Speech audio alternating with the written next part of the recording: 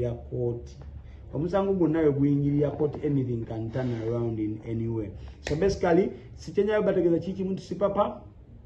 asuzeyo again yet another time kinakuwaza omukwano gwange mukwano gwa fefena mu business. Nali mu hostinzeko gwe gundi wale mu hostinzeko TV gundi yali mchazako here and there. I personally tubadde tugeza kubanga bwe tubakona issue yonna tumukuya namugamba sipapa ensonga zisana bata ziri wezi sipapa ensonga z'abayimbi ziri wezi azayamba akute ku talents ezenjawulo okutwaliza muno bade uguish kale mu mbeera yonna tuwandi agagiza muntu yenna yakubeera mukomera so kina kuwaza ekulaba nga sipapa agenda kusabula omwaka ebyaddala agenda kweza omwaka mukomera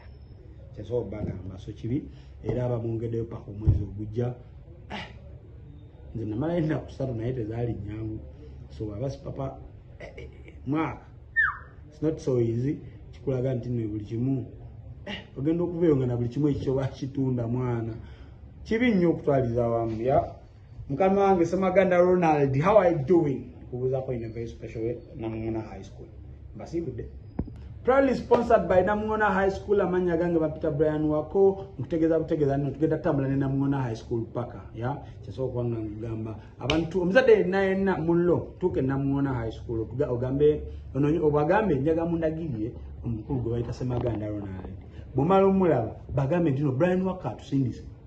Brian waka tutumye tujjo wano tutese gwegenda yo mutese butesa school fees zosobola vis-a-vis services bagenda omwana wo ye school fees gojjo sasula azilonga zo nubo sobola buli mwana wegwanga yandisomye sirabanga kusomero lyonna litesa n'abazadde fees buli omu agendayo n'ogamba head teacher Mr. Semaganda nze nsobola emitwalo 80 nti kale sasula ejo gendayo mutese obulamu bujja tambulira ddala bulungi nga mudekaawo ne bategeeza nti no muganda waffe mukwano gwaffe nfanfe fenna bali mu business eno yali atuyambyeko yali afunyeyo 10 oba 2 kyakuwa yali addukiddeko omuyimbi gundi ne gundi abantu abenjawulo abayamba in one way or the other si papa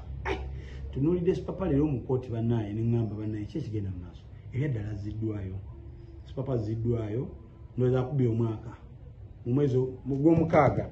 next month papa aweza omwaka mukomera bwemba seerabidde oba si kyo gwa musanvu nekyo kitegeeza okumala omwaka omulamba mukomera my idea it is not so easy so si papa kama Katonda ekaya bakugumya nze bansibako suna yatusibaawo ne case wamu ne mako but gye byaggwera muganda wange tebyali byangu okutwaliza wamu we only spent there 3 weeks naye we never